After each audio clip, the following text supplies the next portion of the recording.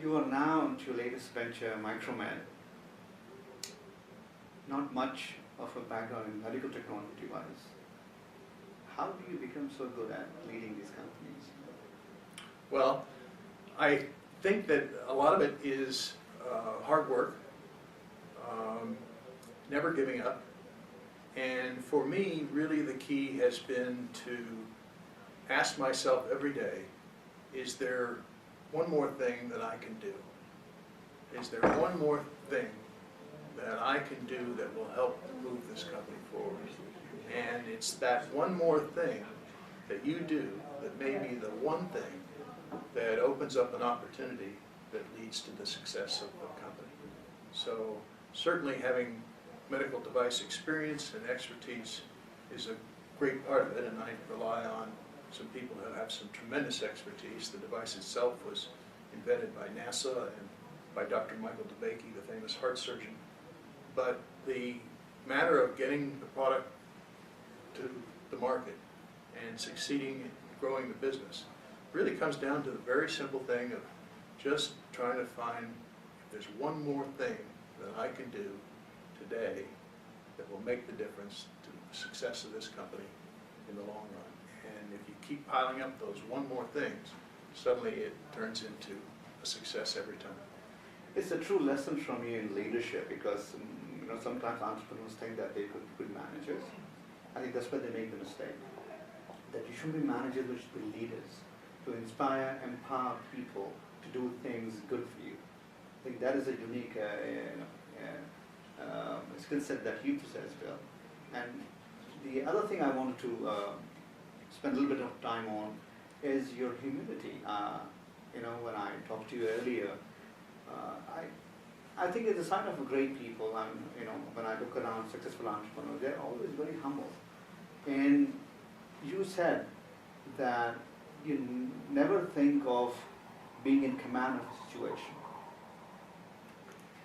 Yes, I believe that most of the times the situation is controlled you. And I think that a difficult lesson for me to learn was that I can't always control life. And that it took me a while to learn that life is really in control, and what I control is my thoughts and what I do and how I react to the situations that life presents me. And I think that's the key to success, is not beginning, and certainly the key for me to be maintaining humility, is not to think that I'm the one that's calling the shots or making a difference, because I'm not. Life does that. I just have to live life and react to what life deals me. And if I can do that in a way that is thoughtful, and if I can do that in a way where I'm always thinking about what more can I do, what more one thing can I do, or what one thing am I doing that I should not be doing, that will lead to the success of my business or that will lead to my success in life, and that's really about as simple as it gets. And that's pretty much all it takes. And if you're concentrating on finding one more thing, and there always are, there's lots of one more things, it could be that one thing that makes the difference. I don't know how to put this message across, because there is, on one side there's yearning from entrepreneurs to get the message right. On the other side, they get sometimes after the initial success so lost in the glamour of things that they start defocusing. Does it take an accident or an incident in personal life that is so huge that impacts your life forever to get to the point where you think you're not the master? Or I'm trying to put this message across that it doesn't have to have personal tragedy, like in your case you lost your wife, and then you understood that things are not in your control. But I'm sure there are lessons that people could pick up from other people's life stories. There are, and for me, as we mentioned at the outset, a great advantage to me is having mentors, and to be able to go to those people when I'm feeling particularly depressed and particularly down.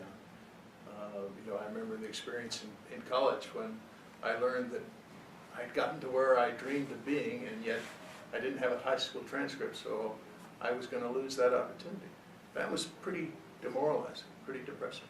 And as you mentioned, when I was starting Renaissance Hotels, and I really was on the top of the world, we built about our 8th hotel, they were all going very successful, the money was starting to come in.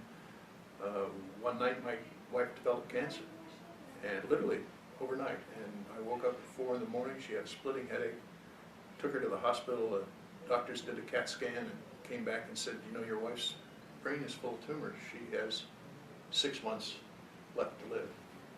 And I had to quit what I was doing, quit Renaissance, where I've been very successful, and focus just on taking care of my wife and our 2 babies, our 1-year-old and 3-year-old son. And it was pretty simple again there, because it all came down to finding one more thing.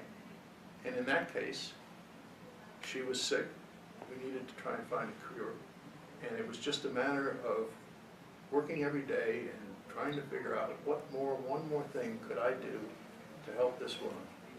And it's whether it's working with people or working with businesses, it all comes down to just really focusing on going forward, never quitting, and of course, absolutely always believing in yourself and believing that you can succeed and will succeed, no matter how tough things are. And it can be a hell of an experience when you're starting a business. There's nothing tougher than starting a business. It's the hardest work I know. But if you believe that you're going to succeed in the end, you'll be surprised and find that you will. Bill, always a pleasure. Thank you so much. Mateen, it's a pleasure to talk to you again. I look forward to our next visit.